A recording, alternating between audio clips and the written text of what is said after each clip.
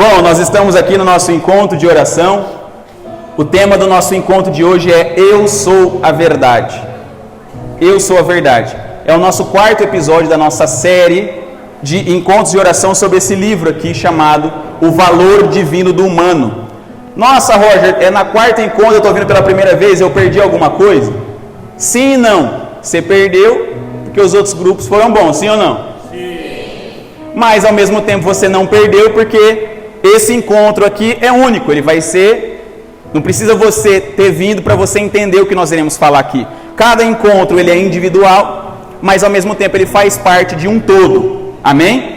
Então isso aqui é tanto para você saber, quanto para você convidar as outras pessoas. Às vezes as pessoas podem chegar para você, nossa, mas já está lá no meio da série, eu vou perder alguma coisa. Não, você pode vir nesse encontro, você não vai perder nada. E se você quiser também, nós temos todas as nossas gravações dos encontros anteriores no nosso canal no YouTube. É só você acessar lá no YouTube, Comunidade Coração do Amado, que os primeiros encontros da nossa série vai estar lá, beleza? É uma série que nós chamamos de NetChrist. Você não tem assinado o Netflix? Então nós temos aqui o NetChrist, que nós traremos livros espirituais para os católicos saberem a riqueza da nossa igreja. Nós somos milionários, bilionários, trilhardários, mas nós não vamos lá no banco sacar a nossa herança. A nossa herança está na sabedoria da igreja, na sua doutrina, na vida dos santos e nos escritos dos santos. Mas nós não vamos lá sacar o dinheiro. Se você descobrisse que hoje você é filho do Silvio Santos, o que você ia fazer amanhã? Você ia trabalhar? Ou você ia querer a sua parte da herança do SBT? É ou não é verdade? Hoje você está descobrindo que a herança que você tem é muito maior do que a herança que qualquer rico desse mundo poderia te dar. Porque a herança do Silvio Santos eu não sei quando vai acabar, mas um dia ela vai acabar. Só que a herança da doutrina da igreja ela é incorruptível. É isso que São Pedro vai dizer. Não convém ajuntar tesouros nesse mundo, se eles vão se perder. Convém ajuntar tesouros para a eternidade. E aqui estão os nossos tesouros para a eternidade. Não são meras páginas de um livro, não é uma coisinha tão pequenininha assim, mas esconde uma riqueza tremenda, porque isso é a nossa estrada para o céu. Amém ou não? E aí, como eu sei que os brasileiros têm dificuldade de ler, o que a gente está fazendo? Nós vamos ler para você. Igual quando você era criancinha e alguém poderia estar contando uma história para você, para que você lesse as histórias dos contos de fadas e etc. E ali tivesse um aprendizado moral para você conduzir a sua vida. Hoje eu estou aqui como um pai espiritual em alguma medida, lendo para você história de adulto, história de verdade, história que não passa, para que você, tal como nós éramos crianças e queríamos crescer e ser um grande herói, não é verdade? Nós queríamos ter poderes sobrenaturais. Eu também quero te fazer crescer e almejar ser um grande herói da igreja, um grande santo, e almejar sim poderes sobrenaturais, não de voar, não de se teletransportar, não de ter uma força brutal, mas de ir para o céu, porque essa é a verdadeira conquista dos católicos, amém? Então, a nossa série se chama Queres de Verdade Ser Santo? E nós estamos no quarto episódio dessa série, e o tema desse encontro é Eu Sou a Verdade. Para fazer um breve resumo para quem está vindo pela primeira vez e recordar aqueles que estão vindo acompanhando a nossa série, nós temos feito essa verdadeira convocação. Convocação para os católicos do nosso tempo. Será que nós queremos de verdade ser santo? Será que nós sabemos que essa é a nossa vocação? Ou nós somos aqueles católicos que pensam assim, não, eu não quero ser santo não, eu não sou perfeito, eu também erro. Você já ouviu falar isso? Mas você nasceu para ser santo. Quem não é santo vai para onde? De ladeira e tudo. Quando você diz que não quer ser santo, ao mesmo tempo você está dizendo o quê? Eu quero ir para o cão, eu quero ir para o tinhoso, está entendendo? Então você quer ser santo sim, amém ou não? Só que as pessoas não ensinam isso para a gente, as pessoas não nos mostram como fazer para ser santo. E nós estamos num tempo de crise. Não estamos num tempo de crise política? Não estamos num tempo de crise moral, de crise espiritual, de crise financeira, e nós pensamos que é mudando alguma coisa externamente, que é mudando o candidato A ou B, que é no ano que vem nas eleições que nós vamos mudar o mundo. Mas a única coisa que nós podemos mudar é a nós mesmos. E ainda assim nós conseguimos mudar a nós mesmos somente com a força do Espírito Santo. Você já não tentou mudar você mesmo várias vezes, sim ou não? Você conseguiu? Por quê?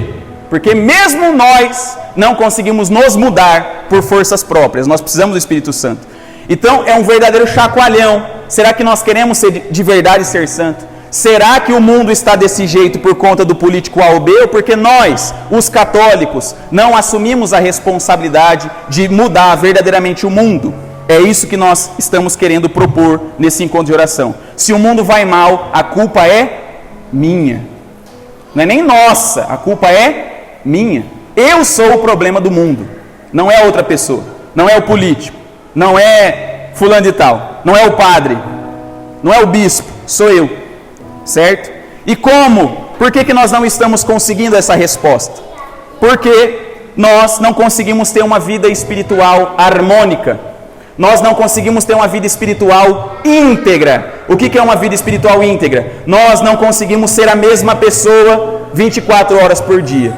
Parece que nós somos uma pessoa em horário comercial e nós somos outra pessoa fora do horário comercial. Nós somos católicos só domingo e de segunda a sábado nós vivemos a nossa vida, buscando o nosso trabalho, fazendo as nossas coisas.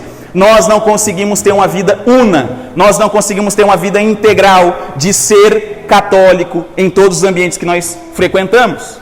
E aí nós não conseguimos impactar a vida das pessoas, porque nós só conseguimos tocar as pessoas que nós vemos de domingo. E aí quem já está na igreja precisa ser convertido? Não precisa ser convertido. Quem já está na igreja precisa ser evangelizado? Não precisa ser evangelizado. Quem já está na igreja testa a sua fé? Quem já está na igreja pergunta, por que você reza o terço todo dia? Quem está na igreja pergunta isso para você? Agora, quando você leva uma imagenzinha de Nossa Senhora lá no seu trabalho e coloca o seu tercinho ali, dá meio-dia você reza o Ângelus, a pessoa pergunta, por que toda vez você atrasa no trabalho? É porque eu estou rezando o Ângelus. Mas o que é o Ângelus? Você tem que explicar. Por que você reza o terço? Você tem que explicar. Por que você adora a imagem? Você tem que explicar. Como nós deixamos o catolicismo dentro do nosso armário e não levamos ele 24 horas por dia, nós não conseguimos impactar as pessoas. Nós não conseguimos mudar a vida porque nos falta uma personalidade integral. Amém ou não? Esse é o motivo de nós não conseguirmos mudar o mundo e o mundo estar em crise. Então eu sou católico lá na igreja, mas na política eu não sou católico, porque o Estado é laico. Eu sou católico lá na igreja, mas lá no meu consultório eu não sou católico, porque não pode misturar psicologia e fé, não pode misturar psicologia e religião. Eu sou católico, mas lá no hospital eu não sou católico. Eu sou católico, mas lá na contabilidade eu não sou católico. Ou seja, nós não conseguimos exercer o nosso catolicismo na onde nós passamos a maior parte do nosso tempo. Você passa a maior parte do seu tempo aonde? Trabalhando. Eu não estou falando que você tem que ser chatólico, de levar a Bíblia para o seu trabalho e querer pregar lá dentro. Vai trabalhar, vagabundo. No horário de trabalho é horário de trabalhar, não é horário de ouvir Frei Gilson, Reginaldo Manzotti. Você tem que produzir. Produzir. Tem que ser disciplinado. Tem que demonstrar com a sua vida que você é católico, antes de demonstrar com as palavras. Amém? Então, eu queria pegar com vocês agora, eu queria mostrar essa imagem. Tem como apagar aí? Apaga aí, Gui. Para vocês conseguirem enxergar essa imagem aqui. Acho que não vai adiantar muita coisa diferente, né? Melhorou um pouquinho? Não dorme, é 2 minutos, tá bom? Pelo amor de Santo Cristo. Essa imagem aqui sintetiza o que eu quero explicar para vocês hoje. Percebam que o nosso encontro de oração também traz cultura. Amém ou não? Você sai daqui mais culto. Você sai daqui mais inteligente, não só mais cheio no seu coração, mas cheio também na sua cabeça. Ali tem uma pintura, certo?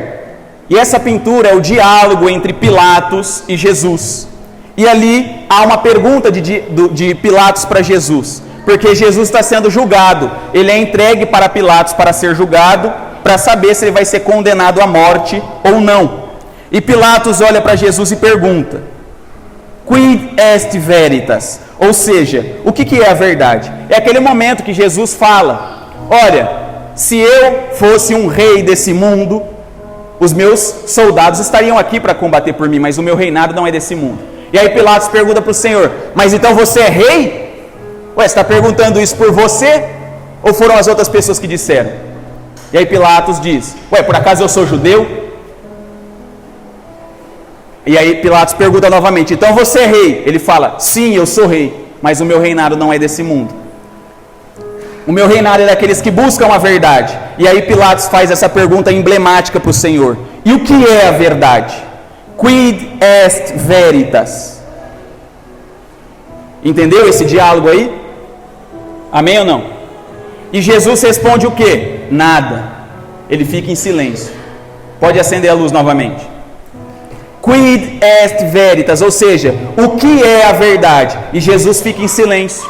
Santo Agostinho vai dizer que Jesus fica em silêncio porque a presença dele já é a resposta dessa pergunta. O que é a verdade? E aí Santo Agostinho vai pegar e vai interpretar o anagrama. O que é um anagrama? São as palavras. Por exemplo, quid est veritas, está escrito assim. Santo Agostinho, ele desembaralha essas palavras e ele faz um novo anagrama. E esse anagrama diz: est vir qui adest, ou seja, é o homem que está aqui na sua frente. Então, quando Pilatos pergunta o que é a verdade, e Jesus fica em silêncio, Santo Agostinho vai dizer: ele está respondendo com a sua presença que ele é a verdade. Amém ou não? Amém. Então, é assim que os poderosos desse mundo se comportam diante do Senhor. E se eles se comportam assim diante do Senhor, eles também se comportarão assim diante de você que é cristão, porque você é um outro Cristo, você é um batizado. Não pense que você fará um caminho diferente do Senhor. Qual foi o caminho do Senhor? A cruz. Ele padeceu. Houve alguém que foi mais bondoso que Jesus? Sim ou não? Mais misericordioso que Jesus? Mais poderoso que Jesus? Mais inteligente que Jesus? Mais santo que Jesus? E o que fizeram com Jesus? Então acabou. Você quer ser cristão?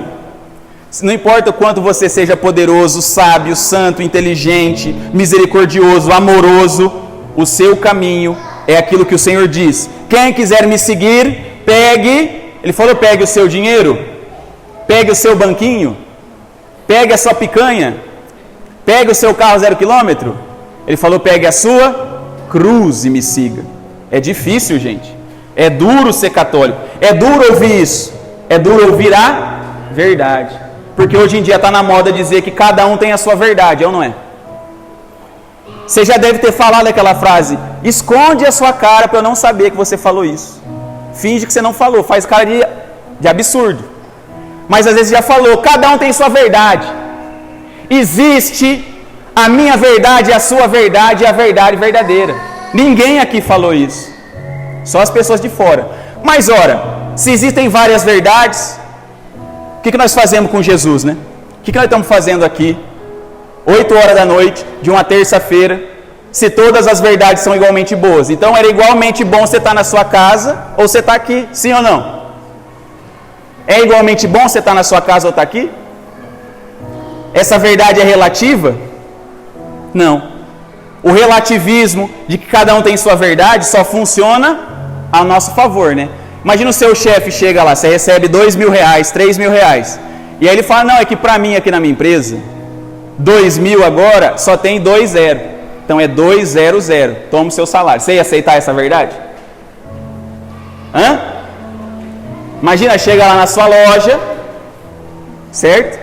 Não, para mim não é R$500, é 50. Para mim essa nota de 50 aqui é 500, aceita ela. Você ia aceitar? Por quê? Se cada um tem a sua verdade, a verdade da outra pessoa é que 500 é a nota de 50 agora. Cada um tem a sua verdade, sim ou não? Não. Existe uma verdade. E essa verdade é uma pessoa. Ela não é uma teoria. Essa verdade é uma pessoa. E essa pessoa se encarnou. E ela disse isso: eu sou o caminho, eu sou a verdade e eu sou a vida. E ninguém vem ao Pai senão por mim. Então, não é que nós queremos dizer: então você está dizendo que vocês católicos são donos da verdade? Sim. Pior que somos, cara. Não porque nós somos bons, mas porque Jesus falou. Certo? Jesus falou: eu sou a verdade. E aonde Jesus está? Jesus está na igreja. Jesus está no sacrário. Tem alguma outra religião que tem Jesus no sacrário? Onde Jesus está? Ali. Essa igreja é pequenininha, com pessoas insignificantes, com um som insignificante, com um data show insignificante, com uma estrutura insignificante, mas ali tem Jesus no sacrário.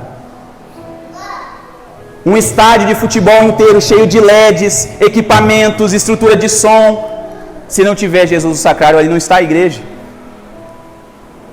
A nossa riqueza está na verdade na pessoa de nosso Senhor Jesus Cristo. A verdade não é uma teoria, ela é uma pessoa. Então nós não somos a verdade, nós não somos donos da verdade, mas nós somos cristãos e participantes dessa verdade com o Senhor. Amém ou não? E por que nós não assumimos esse papel? Ora, eu não sou, não tem aquela frase, as pessoas às vezes até colocam no carro, né? Não sou dono do mundo. Repete, vai lá. Não sou dono do mundo, mas sou filho do dono. Eu não sou dono da verdade, mas eu sou filho do dono da verdade. Eu participo dessa verdade também. Então, em alguma medida, eu sou o dono da verdade. Sou dono da verdade porque eu também sou protetor da verdade. Aquelas pessoas que se levantarem para difamar a verdade precisam ser denunciadas, precisam ser combatidas. Então, quando você ouvir mais uma vez, cada um tem sua verdade, você tem que fazer o quê? Não aceitar. Porque não é que cada um tem sua verdade. Existe só uma verdade.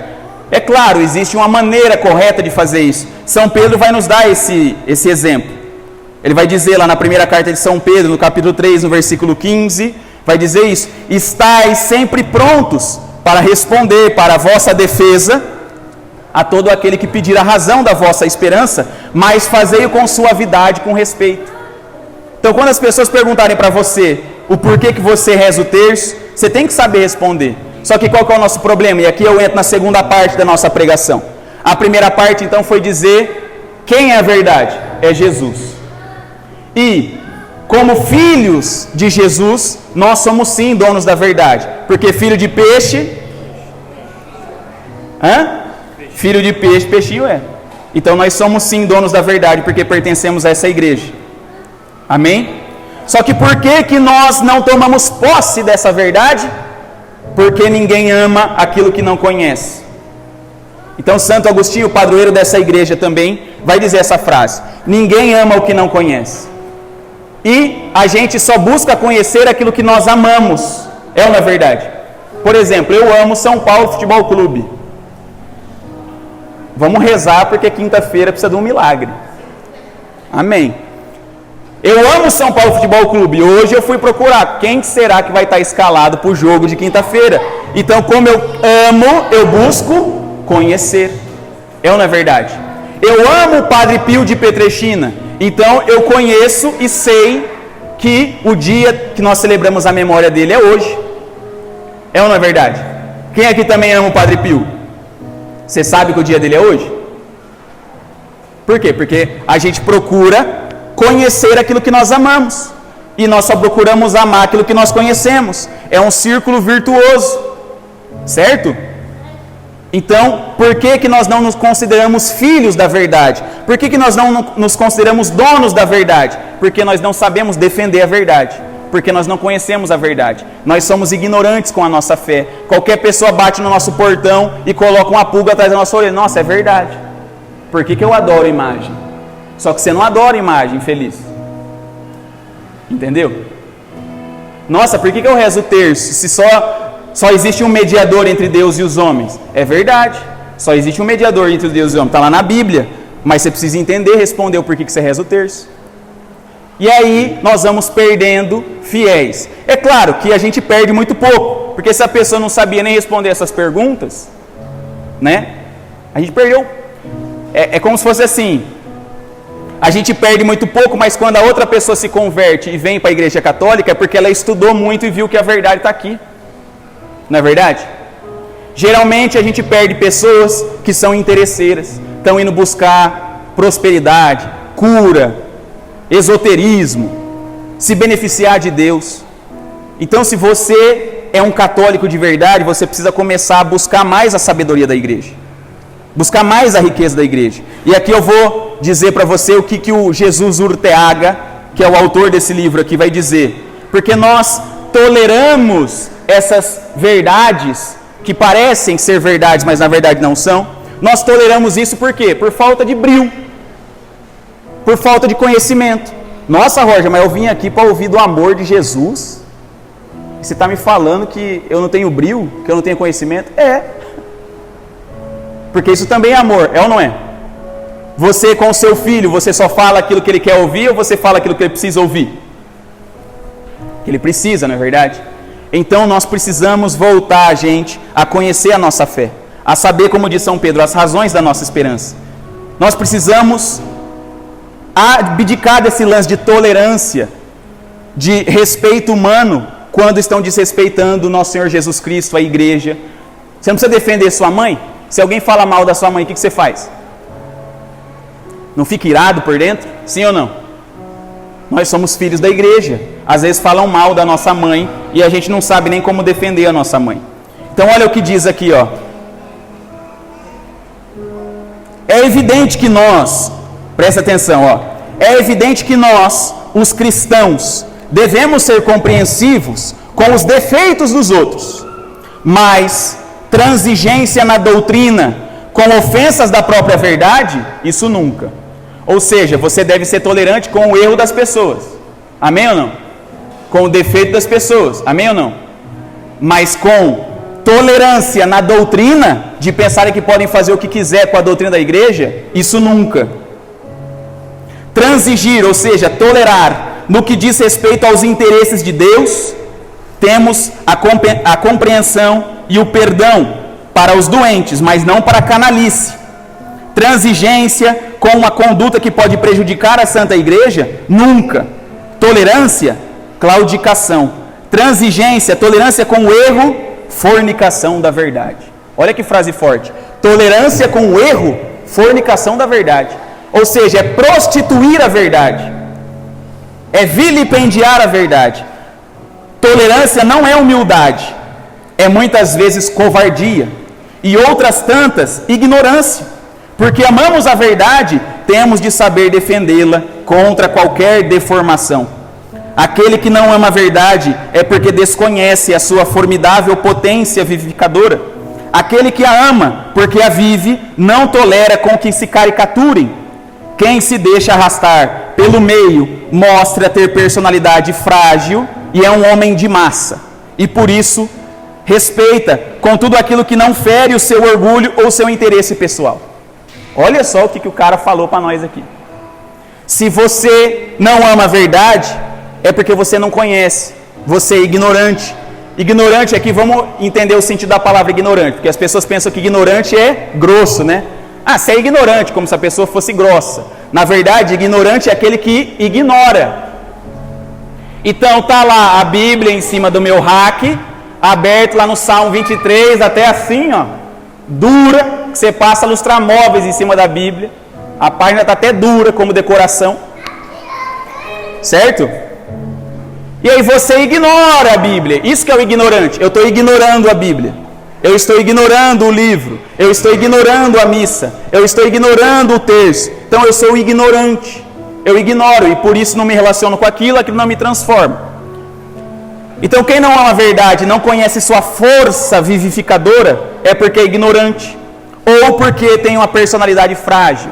E aí respeita o que fazem com a verdade. Porque no fundo não está falando mal de mim, está falando mal do padre. Já ouviram alguém falar mal de padre aqui?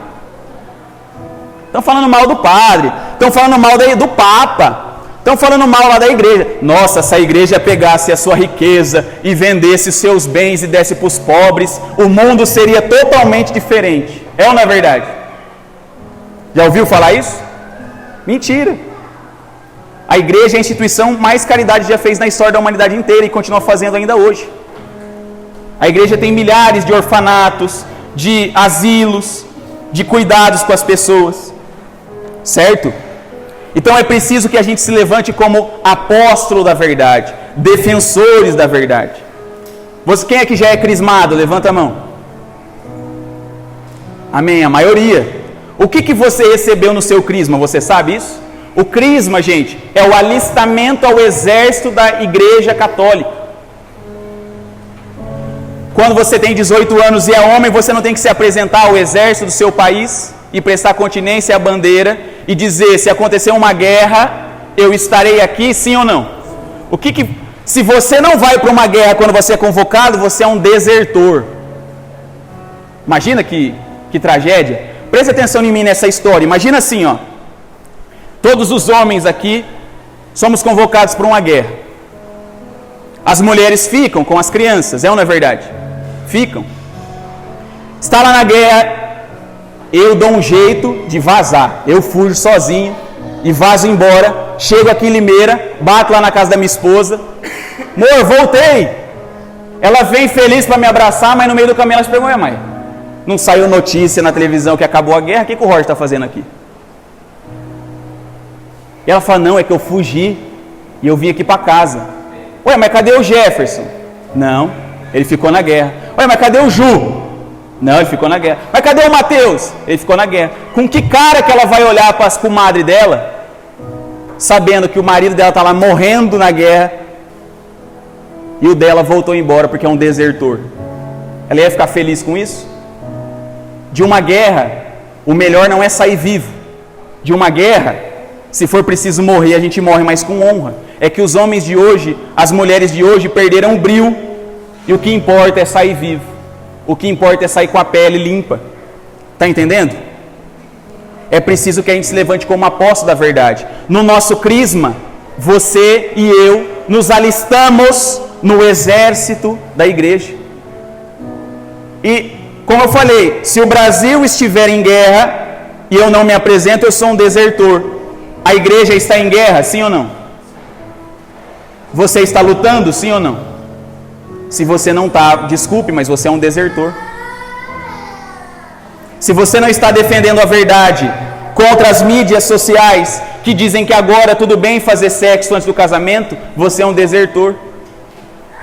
Que tudo bem separar, que tanto faz, o que importa, se você não está mais feliz no seu casamento é só separar, você é um desertor. E eu estou com todo respeito dizendo isso para você, eu não sei se você é separado ou não. E de fato eu não me importo com isso, porque eu amo você na sua condição.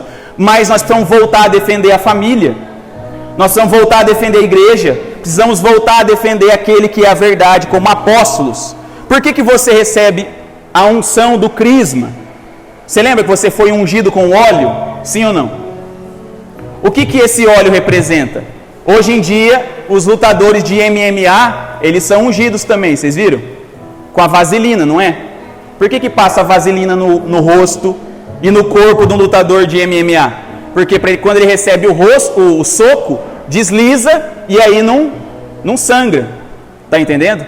Então antigamente tinha vaselina? Não, tinha óleo. Então quando ungiam um soldado, é justamente para que eles fossem à luta. Então quando o bispo unge você, o bispo é o coronel, é o sargento do nosso exército. E ele unge você porque ele está preparando você para a luta, para que você se levante como um apóstolo da verdade. E agora você não é mais alguém com quem a igreja tem que ficar cuidando e ensinando o Pai Nosso. Agora você é alguém que a igreja pode contar e não precisa cuidar só. E por que esse óleo é perfumado? É o único óleo da igreja que é perfumado. Porque o que vai... A nossa luta também precisa levar o odor de santidade para as pessoas. Isso que é o crisma, você sabia disso? Todo mundo aqui já é crismado, a maioria pelo menos. Ensinaram isso para você no seu crisma? Sim ou não? Difícil, né? Na igreja não nos ensinam a ser católicos. Agora você pode se tornar um catequista, apóstolo da verdade, e ensinar as pessoas. Semana que vem, não é semana que vem não. 25 e 26 de outubro nós estaremos ministrando um retiro de crisma da nossa paróquia, mais de 200 crismados. Nós já conseguimos fazer isso dentro da nossa paróquia. E também vamos numa outra paróquia ministrar isso lá na Sagrada Família. Certo? Levantar-se como apóstolo da verdade. Vocês estão entendendo, gente? Amém ou não? Então agora vamos para a última parte.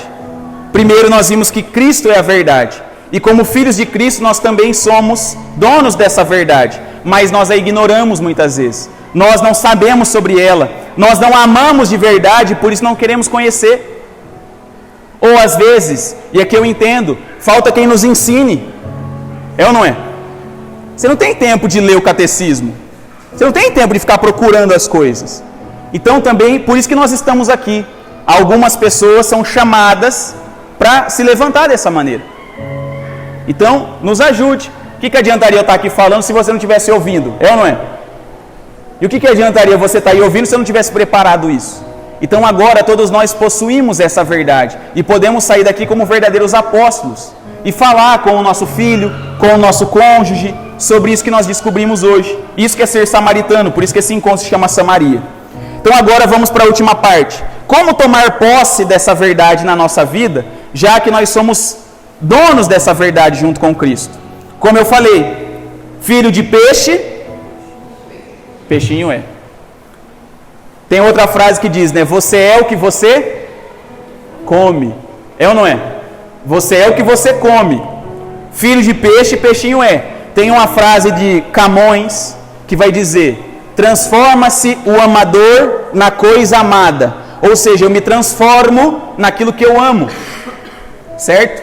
Por exemplo, eu amo hambúrguer. Aqui, ó. O hambúrguer é cheio de gordura, é ou não é? Agora eu virei a gordura do meu hambúrguer que eu como. Entendeu? Transforma-se o amador na coisa que ele ama. A gente se torna semelhante àquilo que nós amamos. Eu amo, sei lá, o Júnior. Eu começo a ter trejeitos dele, é ou não é? Você não começa a falar parecido com as pessoas que você ama? Falar as mesmas gírias. Quer trocar? Ei.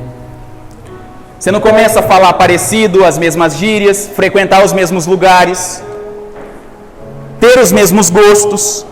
Então, se filho de peixe, peixinho é. Ó, para ficar bonito na gravação, porque parece que a igreja está vazia. Pessoal do YouTube, não está vazia a igreja, que eu vou falar agora, eles vão responder. Filho de peixe, peixinho é. Ó. Não foi milagre, hein? O Lázaro saiu para fora da tumba. Filho de peixe, peixe. Você é o que você come. Você não come a Eucaristia todo domingo? Ou algumas pessoas todos os dias?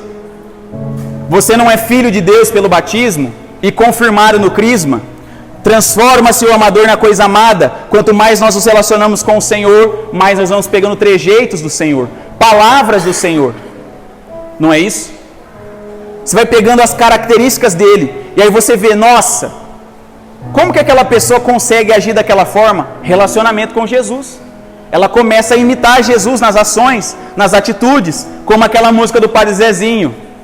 Falar como Jesus falou. Pensar como Jesus pensou. Viver como Jesus viveu. Sentir o que Jesus sentia. Sorrir como Jesus sorria. Isso é ser santo, gente. Como Jesus faria essa pregação? Como Jesus assistiria essa pregação? Porque Jesus ele também não assistia a pregação na sinagoga? Como Jesus sentava para assistir as outras pessoas pregando, sendo que ele sabia mais do que a outra pessoa?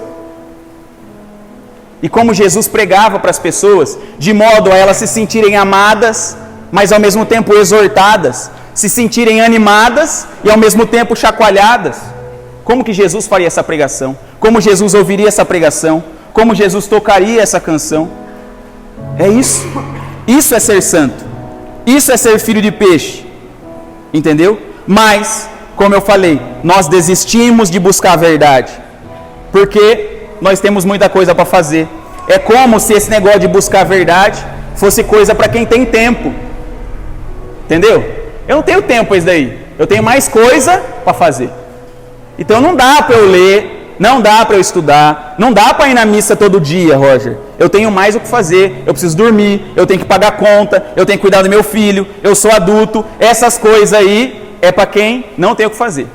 É para quem já é velho, aposentado. Aí o aposentado vai lá na igreja e fica o dia inteiro na igreja porque ele não tem o que fazer.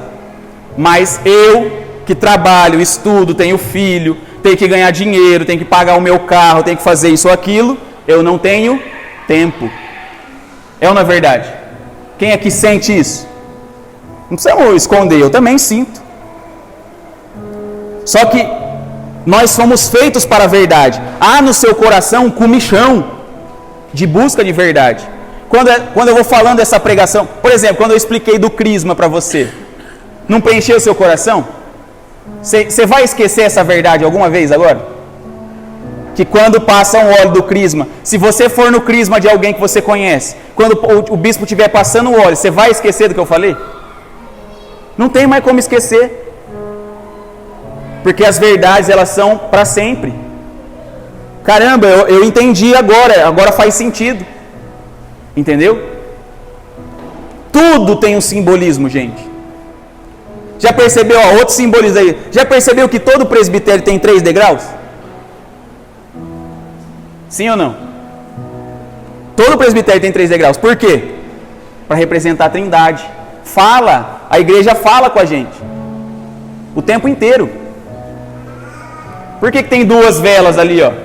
E elas estão apagadas? E quando começa a missa, acende a vela. Aí entra lá, né? Os coroinhos entram lá. Aí toca, Jesus está. É a hora que a gente pensa assim, começou a música, tem que calar a boca, né? A gente pensa que essa música é para calar a boca.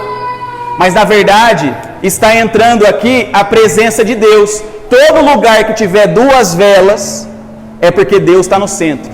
Aonde Deus está no centro no começo da missa? Ali.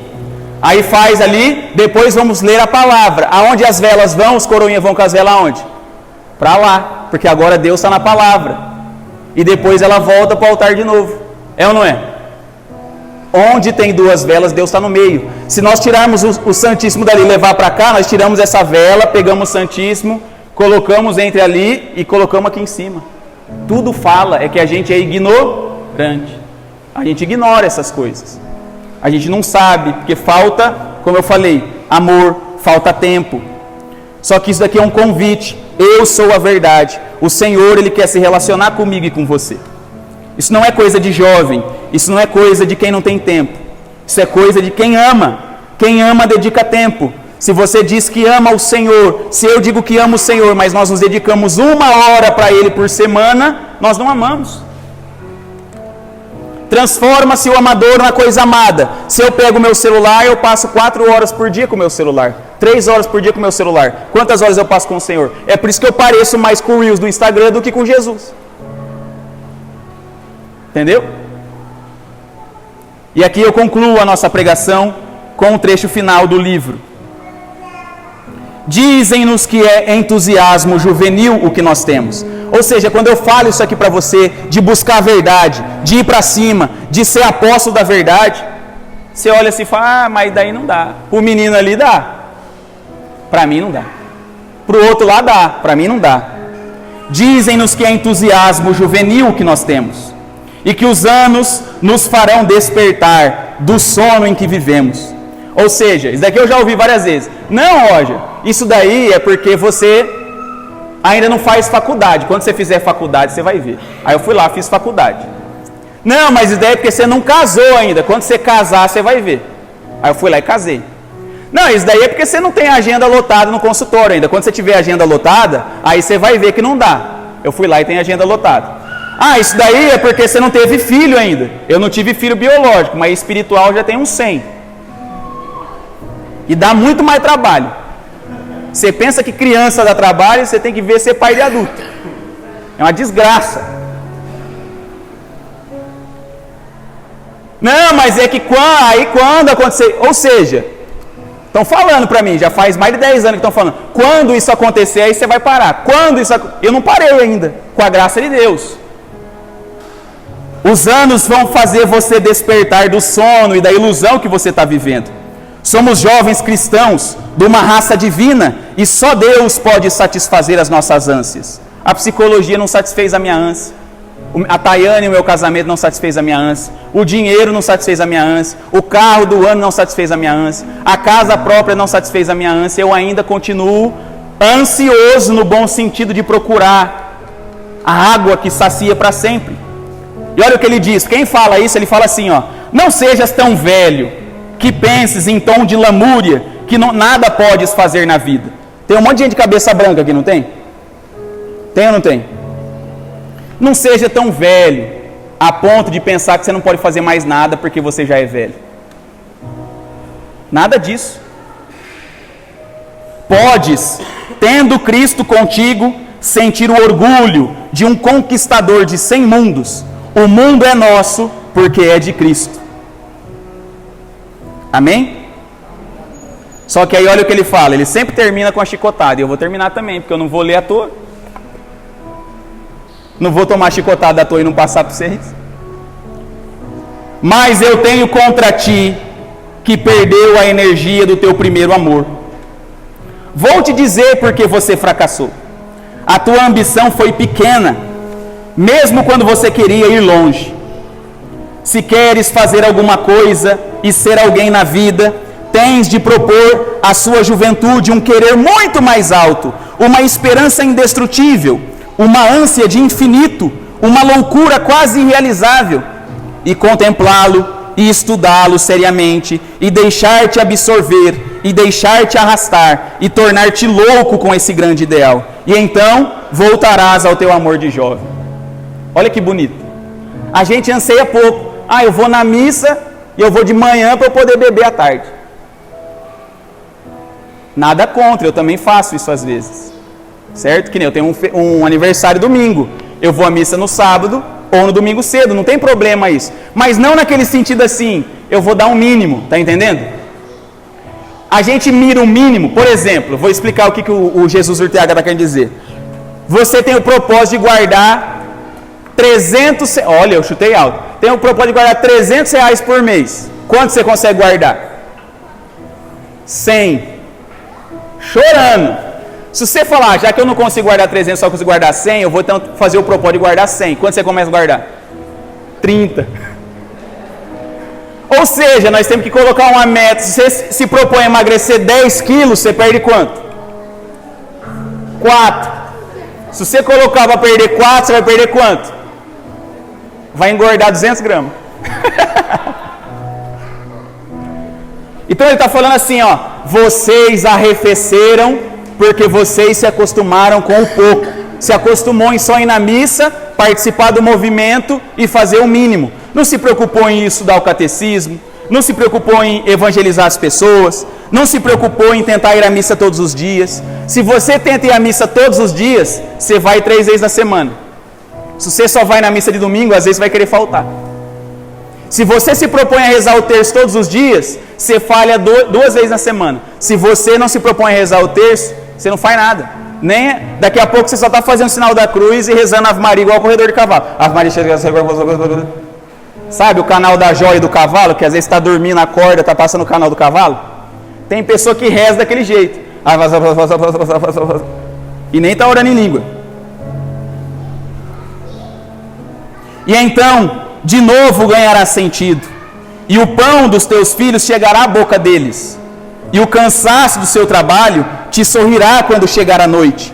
E então a dor dos teus se mudará em gozo, e a profissão e o trabalho serão um caminho para ires longe, e então terás vencido. Por quê? A gente às vezes deixa de fazer essas coisas porque, mas e os meus filhos? Mas e o meu trabalho? Mas eu estou cansado. E o Jesus Urteaga responde, se você mirar alto na sua vida espiritual, se você mirar alto no seu relacionamento com Deus, você vai ganhar sentido. O pão vai chegar na boca dos seus filhos. O cansaço vai te sorrir à noite quando chegar, porque você está cansado, mas se olhou e falou, eu rezei o terço. Eu estou cansado, mas eu fui na missa hoje. Eu estou cansado, mas eu cumpri com os meus deveres. E então a dor dos seus se mudará em gozo, em profissão. A profissão e o trabalho serão um caminho para você ir longe, e não a pedra de tropeço para você deixar de rezar. Amém, gente? Então o encontro de hoje quis mostrar isso para nós nessa noite. Eu sou a verdade. O que é a verdade? Eu sou a verdade. Os homens nos perguntam hoje, o que é a verdade então? Por que você crê no que você crê? Por que você vive como você vive? Por que às terças, às noites, você vai lá naquele encontro? O que tem lá? E você, quando domina a verdade, você consegue conversar com as pessoas de modo tranquilo, de modo calmo, sabendo defender, sabendo contrapor, sabendo corrigir e fazendo isso com suavidade e mansidão. Porque quem não domina a verdade se torna violento, ou não é? Quando você não sabe explicar uma coisa, você começa a ficar irado, não é? Agora, quando você tem domínio da coisa, Pronto, você sabe, ninguém vai mudar a sua cabeça. E mesmo que você não mude a cabeça do outro, você sabe daquilo. Então, hoje é um convite para nós voltarmos para o Senhor, voltarmos para os estudos, voltarmos para uma profundidade espiritual um pouco maior. Então, não precisa levantar não, pode ficar sentado mesmo. Eu queria que você fechasse os seus olhos.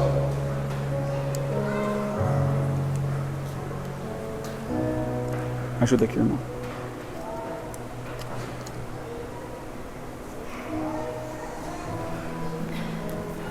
Obrigado.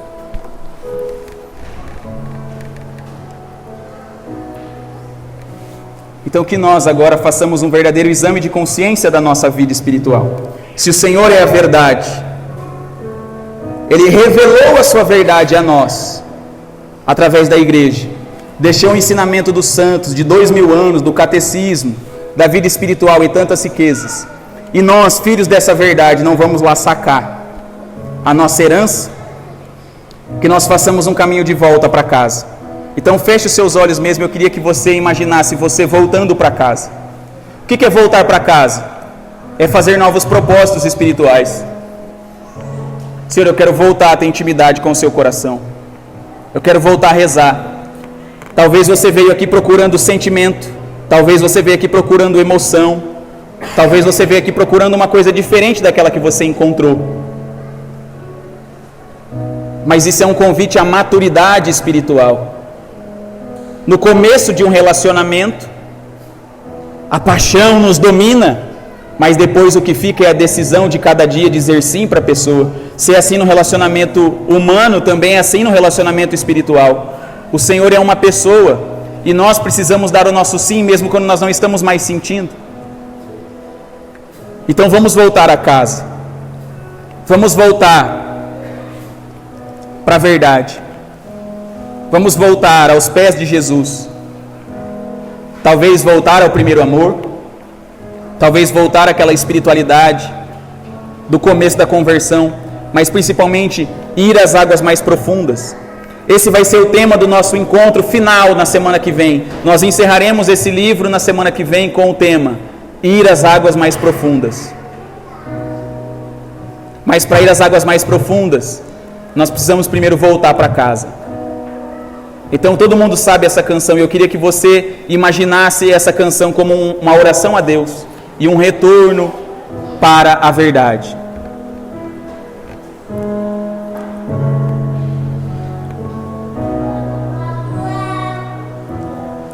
Canta comigo, alô meu Deus, alô meu Deus. Fazia tanto tempo que eu não mais te procurava.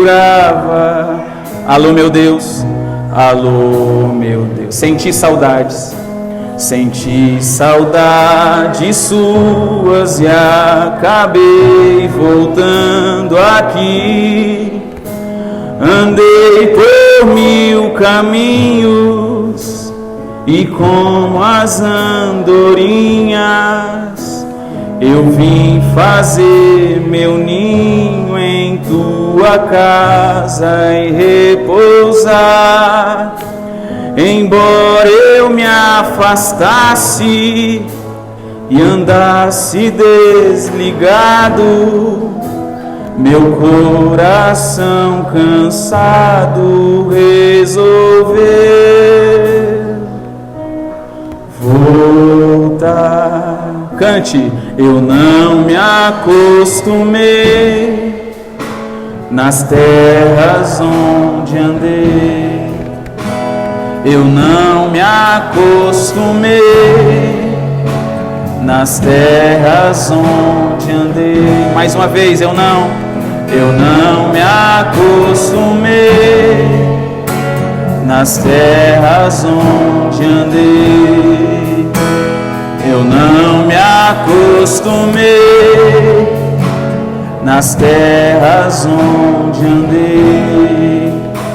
Alô meu Deus, alô meu Deus. Fazia tanto tempo que eu não mais te procurava. Sinta-se voltando para o Senhor. Alô meu Deus. Senti saudades tuas e acabei voltando aqui. Gastei a minha herança, comprando só matéria. Restou-me a esperança de outra vez te encontrar. Voltei arrependido, meu coração ferido, e volto decidido, e volto convencido, aqui é o meu lugar. Eu não me acostumei.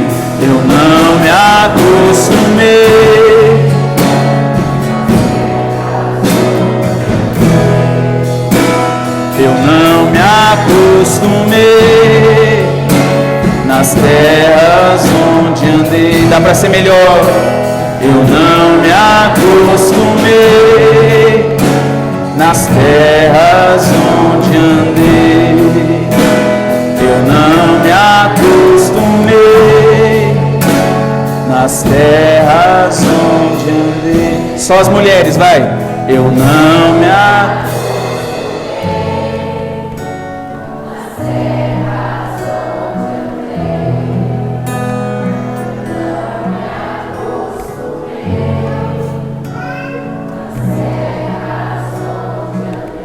Os homens de Deus, eu não me acostumei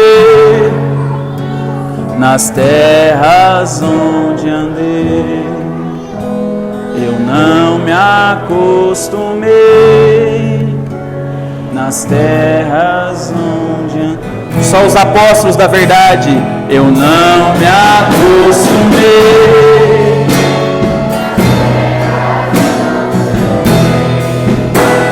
Eu não me acostumei nas terras onde andei. Esse é um convite de volta para todos nós. Voltarmos para a verdade, porque somos filhos da verdade. E é a verdade que vai transformar o mundo. Mas a verdade encarnada não está mais aqui fisicamente do modo como já esteve um dia. E ela vivendo em nós pela Eucaristia, vivendo em nós pelo batismo, pelo Espírito Santo, pelo crisma, pelos sacramentos, pela oração, ela vivendo em nós. Nós somos sinais dessa mesma verdade. O mundo, na figura de Pilatos, ainda continua a nos interrogar: o que é a verdade? E nós, os cristãos do século 21, somos esses mesmos a responder, às vezes em silêncio, mas às vezes denunciando o que é a verdade que os homens tanto procuram. Louvado seja o nosso Senhor Jesus Cristo.